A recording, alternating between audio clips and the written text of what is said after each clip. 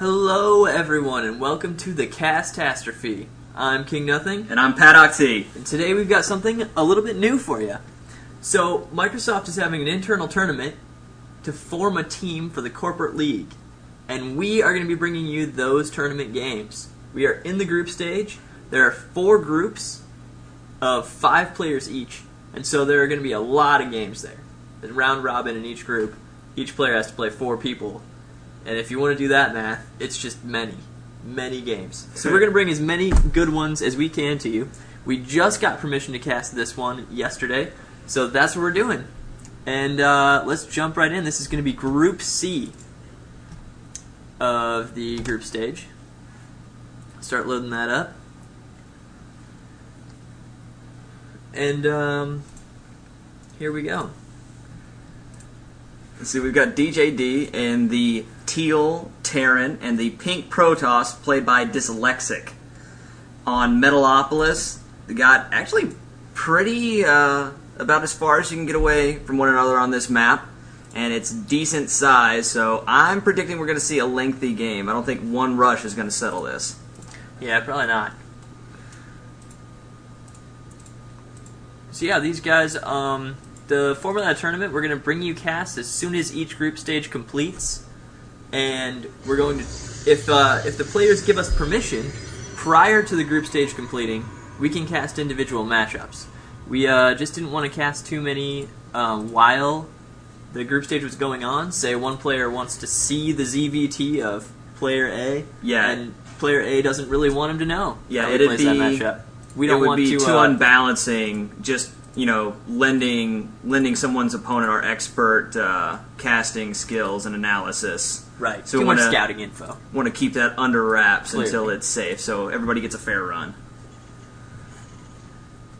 All right, building a supply depot really close to not really a Sim City position either. Apparently, he just wants to keep tabs on it there. Well, it's just less travel distance for your SCV there, and when I'm playing Terran TVP, especially if I respect my opponent and know he's not going to cannon cheese right out the gate, there's no real need to build a wall, and since you want to reduce the amount of time it takes for your SCVs to be off mining, just stick that supply depot right over there and flatten it so they can get to the refinery. Right.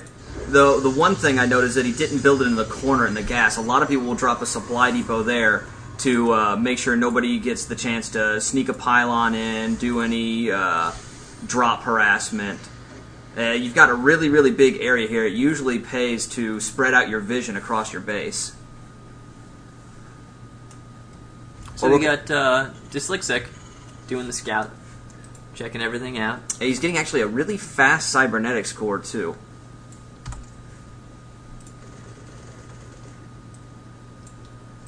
Oh, and DJD going after the probe, doesn't get it. Got a couple of shots up, but it's really tricky getting that step micro perfect to kill a probe. Yeah, you have to get it just about right unless the probe is turning a lot of corners in order to actually kill it with the Marine. Zealot comes out just in time to... Oh, it runs right past. Yeah. On that move order coming out of the gateway. But this Stalker's getting chrono boosted out. It is not going to be long before that scouting is shut down. Right, and he's going to rally it right on the Zealot. Go straight for the enemy base, it looks like. He's just getting his reactor finished. I'm not sure... Yeah, he could actually end up in some trouble here if that Stalker follows out with that Zealot. It looks like it's going to. I think the Stalker's going to be far enough behind that it won't be much of an issue. The Zealot's just now getting there, and these 2 Marines are almost done. They'll have 3 Marines, which is plenty enough to fend off 1 Zealot. Yep, there they are. And DJD's totally fine.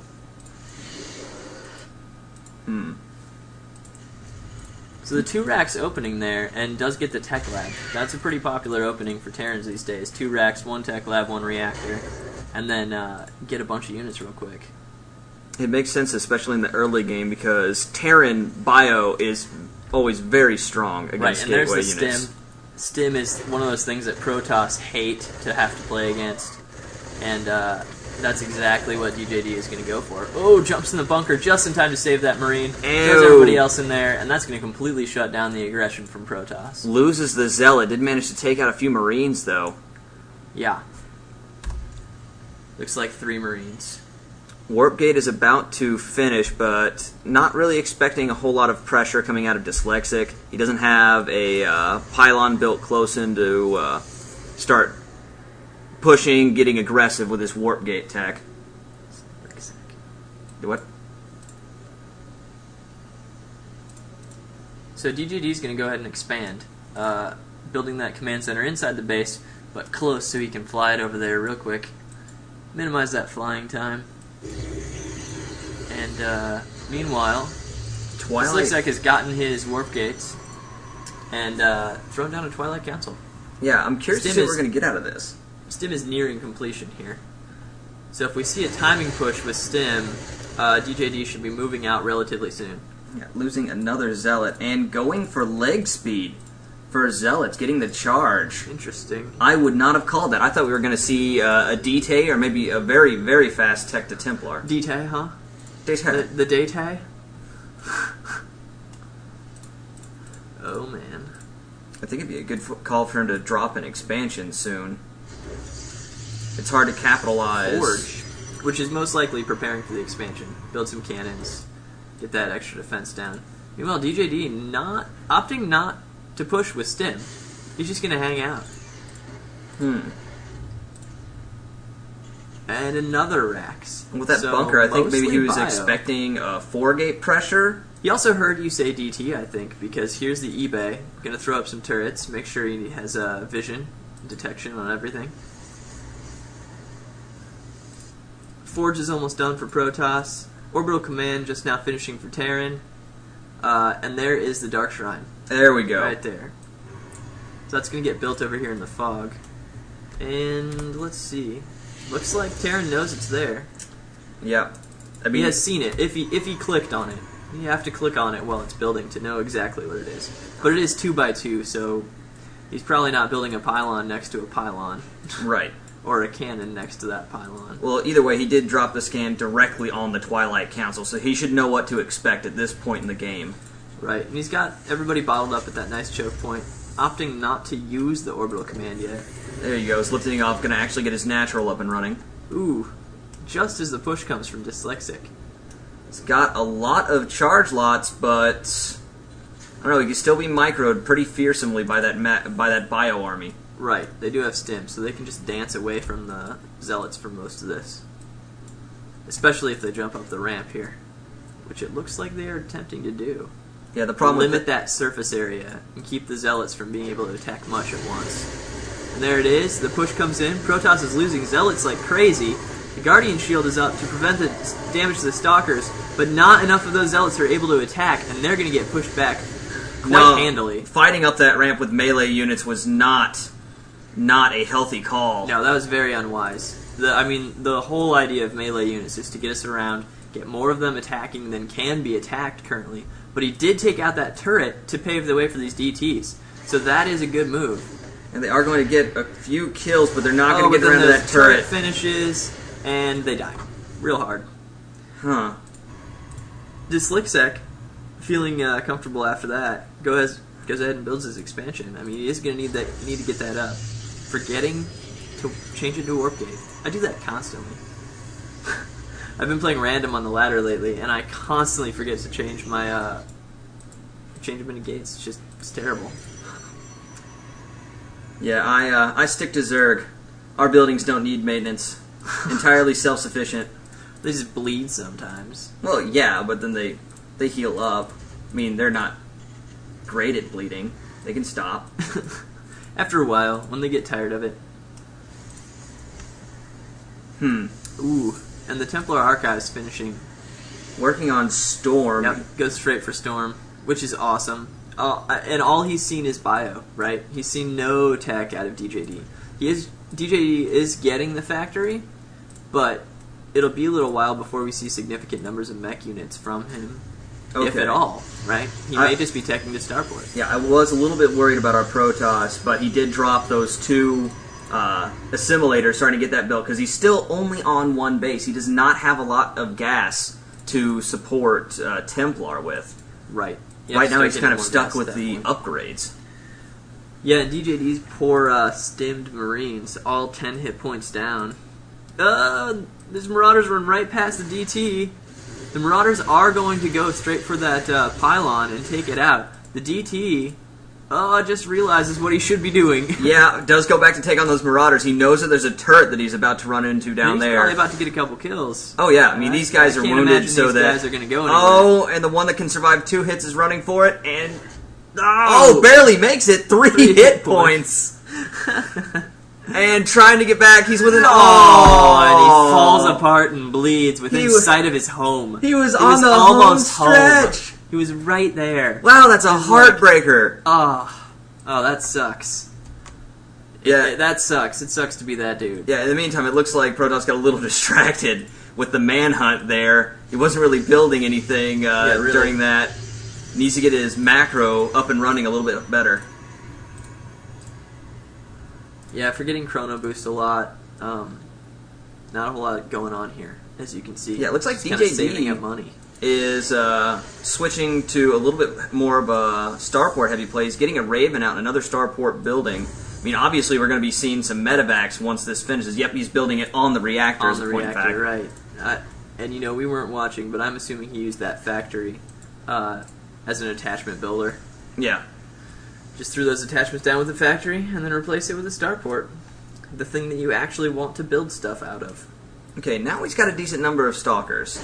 Catching this guy halfway, he knows that there's no gold. He can breathe a little easier with that, but I don't know, they're still only on 2 bases, and we're just hit the 15-minute mark.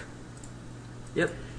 In terms of supply, it's 114 for the Terran and 96 for dislyxec. Yeah, not surprising. The Terran's on 2 base with a largely mineral-heavy composition. And leaves a bunch of Marines at home. Interesting decision there, just to make sure he doesn't get harassed. Doesn't have the extra problems with DTs coming in there, since that has been an issue for him so far. And it's a good call. dislyxec probably going to do that. I mean, he's going to go rebuild the pylon, it looks like.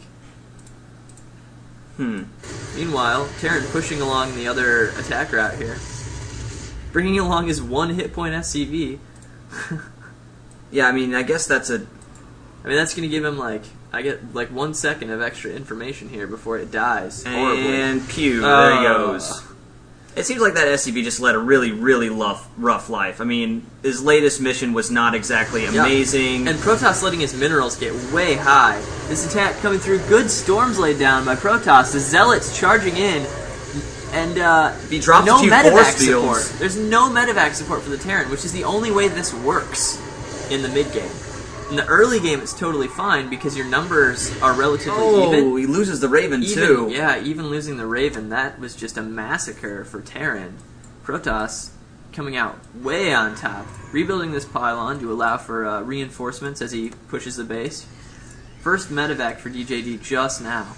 And it looks like he's probably just saving all that money to warp in a bunch of Zealots here. Actually, he's going for Colossus, so that looks like level 2 armor.